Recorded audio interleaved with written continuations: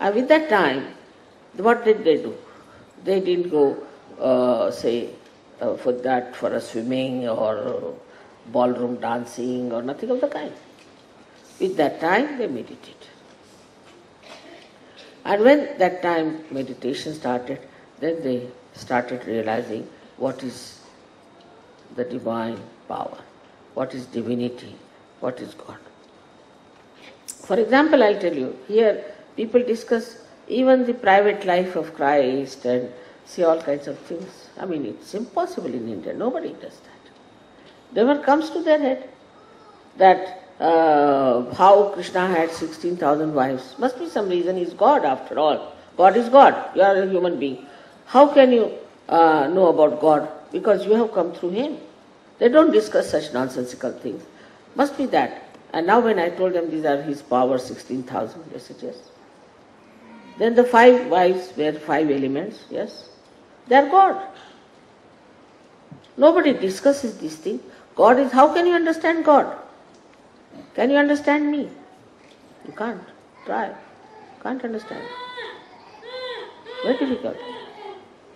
So, you can't understand. You can't understand God. Please understand one thing, that to understand God is an impossibility. But you can be in connection with God, you can be in the company of God, you can be blessed by God, you can be looked after by God, you can know lots of things about God, but you cannot understand. This is another thing one has to know, that you cannot understand why God does these things, why He does this, why He does that. You cannot understand, you cannot explain. I mean, somebody can even say here, why did He make swastika? Then why did He make Omkara? I mean, here the people are so arrogant that they can even ask God, why did you exist? They can go to that limit, There's nothing surprising. So this arrogance, this ego has blinded us from God. We think no end of ourselves, we are very self-opinionated, and we do not know much about it. So this power, this Shakti, is the one which has given self-realization, will also give you God realization. But still, you will not understand God. You have to go above God to understand. How will you understand? Supposing there's something below you. You can understand. But something above you, how will you understand? Supposing somebody is down below in Cabella and wants to understand about my house. Will you understand? He has to go above the Cabella to see my house. So the source from which we have come, we cannot understand. We cannot judge. We cannot say why. That is God's wish, God's desire, whatever He. So what we have to say, whatever His wish, we'll be happy with that. And the power that is within you is Amba, is the desired power of God itself. So whatever your wish is means that His wish is that you should enter into His kingdom. Now you enter into the kingdom of God. Then the Shakti makes you sit on different beautiful positions, and some are sitting in the heart of God, some are sitting in the Sastrara of God, in the kingdom of God. Now you should assume your power. And Navaratri now, you should understand that it has now crossed the limit, and now we are on the 10th position, where you must assume. I've told you many times, now believe that you are Sajukas. Believe that you have entered into the kingdom of God. You cannot judge God. You cannot say, why she does that, why she does that, why he does that. You cannot say that. That's different. But when you sit there, then it is not an assembly. It is not like a politician fighting. No. It is that you have entered into the kingdom of God, blessed by God, looked after, protected, nourished, and made knowledgeable. But still this arrogance has to go down. That we can understand why it happens. That humility is very important for us. Otherwise, this power cannot take you beyond. Now, as it is, it has crossed the Sahasrara. Now, this power has to go higher and higher. For that, first you should be humble. Humble doesn't mean that it should be something artificial humility of a businessman or a politician. It is a humbleness is within your heart. That, oh God, we don't want to understand you, you are too great. But let us know ourselves. And then you will be amazed that He has made you like His own image. That means He has given you all the powers. He has made you. When He has made you, you cannot make Him. He is the source. You cannot make Him. He has made you in His own image. Now, what you can do is to make others in His image. These powers are with you. But the first thing you have to have the discipline within yourself. That is missing. People cannot discipline themselves. Means if they cannot control themselves, how can they control anyone? No discipline means you cannot control yourself. Now the discipline should be that first you must see that you control yourself. Because now you are in the kingdom of God. Have you seen a film called Mr. Bean, where they show a stupid man, you see? So, what happens that when you are now come to the court of the goddess, when you have entered into the kingdom of God, you are made to sit on your throne in a dignified way. But you start behaving like Mr. Bean. You don't know how to sit on your seat. You want to sit on the sides. You want to sit on the wall or do all kinds of things. There's no discipline. You have to have the discipline. Where are you sitting? You are sitting in the kingdom of God. So you should have that dignity. You should have that affection. You should have that compassion. You must have that love and the dedication. But if it is not there, then this power is useless.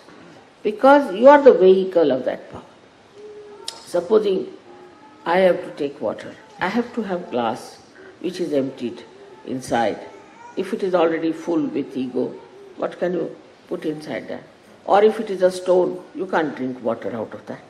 You will have to dig in the space for putting the water. So if you are already filled with your own ideal, with your own conveniences, with your own progress, or whatever it is, only that, then you cannot rise very high. You have to surrender fully. To say that, Mother, whatever is your desire, that we do not want to have any our individual desire. Then the desire of God will work. You want Kundalini to work for you, which is the desire of God, not your desire, which is independent of your desire, but is the one which will fulfill your complete so-called desires without even your knowledge. Miracles after miracles will happen. So many miracles that now we do not know how to compile the book even on miracles.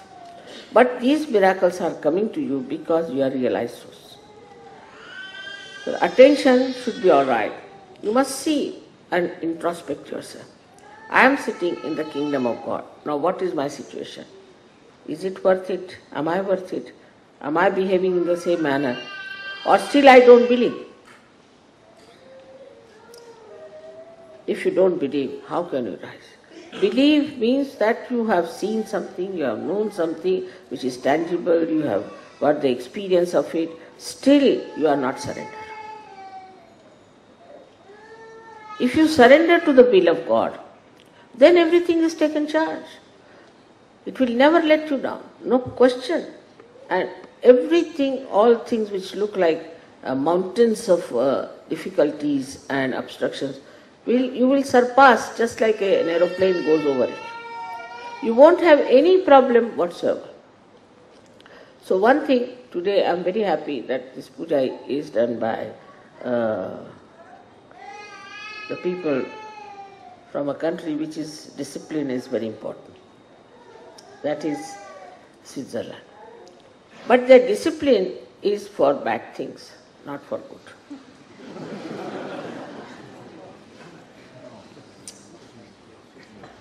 For example, they have a military. Who is going to go to that far-fetched place, you see, to attack? No one. Why do they have military? And compulsory military, do you know that? Because they have looted other people's money and kept them there like thugs. So all that money is in their banks and they are worried that any time, you see, any person can come up and demand the money and may start using the power of destruction on us. So, because they are doing wrong, that's why they have a military. Out of fear, just out of fear. There is no need to have any military there. But everybody has to go to military and join the military because they are thieves of the worst type. Then secondly, they have also very much slavery of the watch, which human beings have made. God has not made. So the watch is important because they are making watches. If they are making watches and if they do not slave the watch, under the watches, who will buy their watches? They will say, what's the use of you all have watches and the way you are. So they are very disciplined. Not only, they also are, extremely, as they shown yesterday, really too much of cleanliness in them. Some of the girls who were married, I must say, I am sorry to say this, but it is a fact, were married from Switzerland. And the reports have come that, mother, they must have been maidservants or barmaids. So I said, why? If something falls down somewhere, immediately they'll pick it up and keep it. If something, even just like in the guests, you see the guests are sitting. And they have no time to talk. There's no question of talking to each other. There's nothing. All the time they are worried about, this is getting dirty, that is getting dirty, like maid servants. Can you imagine? This has also come from the same horrible disciplining that they have. This disciplining is not divine disciplining. Nature is not like that. If you see the nature, see how the nature is beautiful. You'll never find any smell there. But if human beings go and live there, then all smell start. But there is no smell. Nature looks after itself. It cleanses itself. It does everything. So for everything, there's a time, must be done with little leisure. Once if you have to clean the house, to clean the house. But all the time, if your attention is cleaning this, make this clean, put this right, you are good for nothing. You are like a Hoover machine. And who can love such a woman who is just a Hoover machine all the time?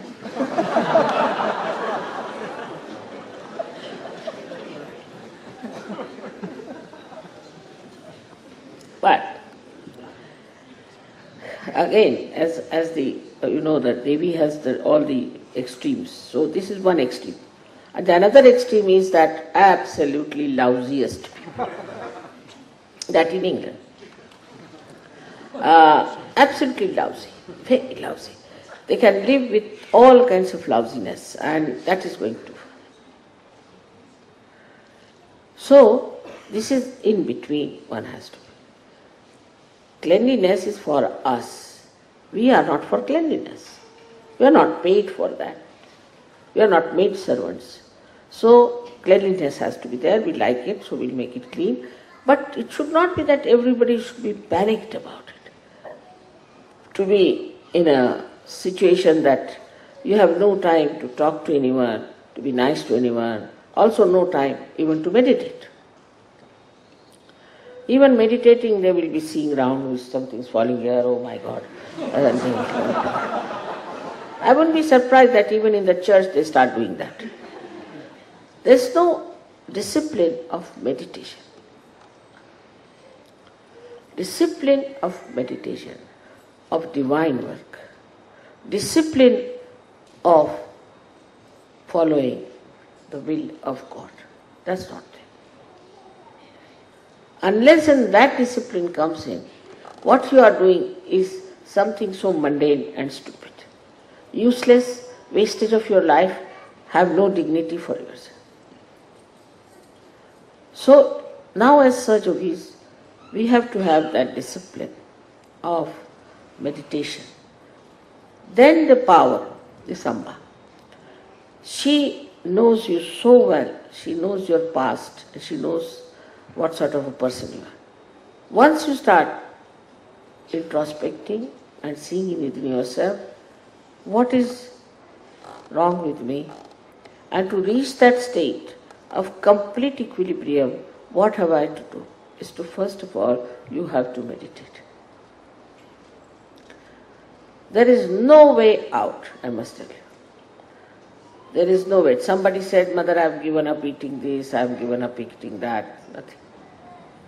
Mother, I do this and I stand on my head, nothing.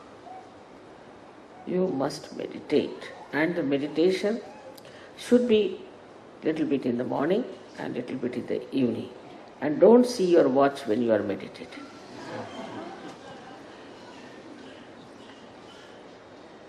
The time has to be kept for meditation, whatever it is. It takes hardly any time. I mean, even I've seen women take so much time to get ready that even 1/10 of that time, if you can give for your meditation, you will not need much makeup. Your skin will improve, your hair will improve, your face will improve, everything will work out. Don't have to use anything. Don't have to use any perfumes or anything whatsoever. Your body itself will be full of perfume. Everything will be supplied. So what we have to do is to first of all surrender to the will of God. For Sahaja Yogis is very important. Once you surrender, all your problems will solve. You surrender your problems also. I leave it to you. God, you solve the problem. You do this. It is such a precise, such an effective, such an efficient power. And above all, it loves you, cares for you. It forgives you. Even if you make mistakes, forgives all right, it will be all right. It is wanting you all to be properly seated in your thrones, enjoying your power. So whatever is needed is done with great care. So Navaratri is now the 10th day of Navaratri, which is the most important for all of you, is where this Param Chaitanya has become active. And by its activity, you should know it has become very powerful. And that now, anybody who tries to be nasty with you, tries to trouble you, I don't have to worry at all. It will take care of it. All wrong things you have done, all bad karmas you have done, you will be rewarded for that. No doubt. But if you are a realized soul, finished. You are not on that level. Like we can say that ordinary people can be charged with criminality. But supposing you rise to a higher status of kinghood, then nobody can charge you. You are above the law. In the same way, it has happened with you that nobody can touch you, nobody can destroy you, and nobody can hamper your progress. Only it is you who can do it. And nobody can harm me. No Rakshasa can harm me. It has never done so. But it is you who can harm me. Because in this life I have taken you into my body and I am working it out in my body. Everything, your cleansing, everything. Which is a difficult task. But in the beginning only, this power went to Adam and Eve and told them that you must have the knowledge. So that promise has to be fulfilled, and that has to be done. Though it's a very hazardous task. Especially in the West, I find it is very hazardous to make people understand that they are the part and parcel of the whole. It's a very difficult task. They talk of big, big things. I've seen people write articles nowadays that nothing is substantial, science is so limited, it has not solved our problem. All these big, big books they are writing.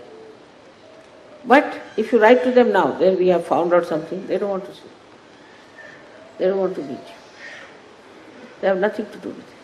So I don't know what sort of seekers they are with such a big ego balloon in front, and they are seekers. What are they seeking? The ego, the balloon, supposing you have a big balloon and you drop in the water, what will happen? The balloon will take here and there and there and here. You have no destination. In the same way, they are without any destination, saying that we are seeking, we are doing this, we are doing that. Without any destination, without any understanding, without any meaning to their life. Absolutely useless people. They are worth nothing. We have to try as much as possible how many we can say. But those who do not want to come, there is no need. There is no need for us. They have to ask for it. They have to humble down, and they have to say that we want to come to you, then only we have. I never write any letter to anyone, please come to my program. All these gurus used to write to all the actors and musicians and all. I never write.